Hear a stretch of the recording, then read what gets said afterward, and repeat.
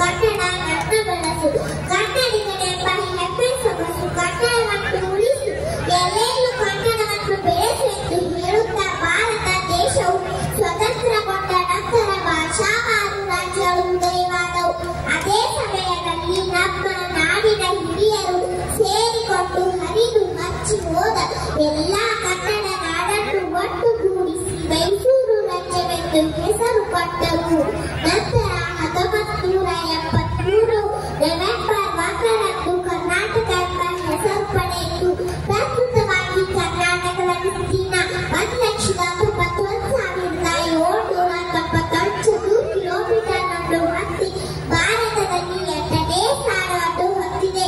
31 ಜಿಲ್ಲೆಗಳು, 240ಕ್ಕಿಂತ ಹೆಚ್ಚು ತಾಲೂಕುಗಳು ಹಾಗೂ 6,062 ಗ್ರಾಮ ಪಂಚಾಯತ್ಗಳು, 27,000ಕ್ಕಿಂತ ಹೆಚ್ಚು ಹಳ್ಳಿಗಳನ್ನು ಹೊಂದಿರುತ್ತದೆ.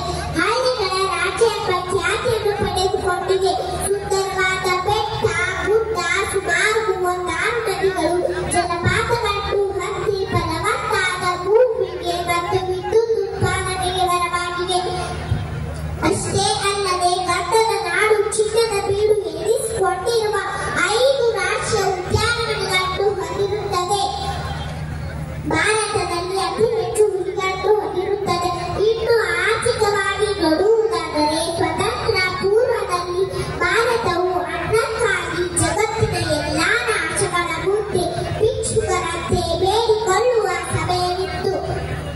ಹಸಿರು ಕ್ರಾಂತಿ ಮತ್ತು ರೈತರ ಶ್ರಮದಿಂದಾಗಿ ಭಾರತವು ಇಂದು ಅದರಲ್ಲಿ ಕರ್ನಾಟಕವು ಉತ್ಪಾದನೆಯಲ್ಲಿ ಉನ್ನತ ಸ್ಥಾನವನ್ನು ಹೊಂದಿ ಜಗತ್ತಿಗೆ ಅನ್ನ ನೀಡುವ ಬಲಿಷ್ಠ ರಾಜ್ಯವಾಗಿದೆ ಎಂದು ಹೇಳಲು ನಾನು ಹೆಮ್ಮೆ ಪಡುತ್ತೇನೆ. ಕಲೆ ಸಾಹಿತ್ಯದ ಬಗ್ಗೆ ಹೇಳುವುದಾದರೆ ಕರ್ನಾಟಕದಲ್ಲಿ 5 ವಿಶ್ವ ಪಾರಂಪರಿಕ ಸ್ಥಳಗಳನ್ನು ಹೊಂದಿರುತ್ತದೆ. 1 ವಿಜಯನಗರ ಸಾಮ್ರಾಜ್ಯದ ಹಂಪಿ, 2 ಬಾದಾಮಿ ಚಾಲುಕ್ಯರ ಪಟ್ಟಣಗಳು, 3 ಪಶ್ಚಿಮ ಘಟ್ಟಗಳು, 4 ಹೊಯ್ಸಳರ ದೇವಾಲಯಗಳು, 5 ಬೇಲೂರು ಮತ್ತು ಹಳೇಬೀಡು ದೇವಾಲಯಗಳನ್ನು ಹೊಂದಿ ವಿಶ್ವವಿಖ್ಯಾತಿಯನ್ನು ಪಡೆದುಕೊಂಡಿದೆ.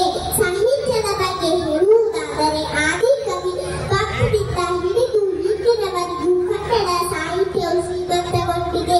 ಉದಾಹರಣೆ, ಕನ್ನಡದಲ್ಲಿ ಎನಿಸಿಕೊಂಡಿರುವ ಪಾತ್ರ ಪೊನ್ನಾರಣ್ಣ ಹಾಗೂ 8 ಜನ ಜ್ಞಾನಪೀಠ ಪ್ರಶಸ್ತಿಗಳನ್ನು ಪಡೆದುಕೊಂಡವರು.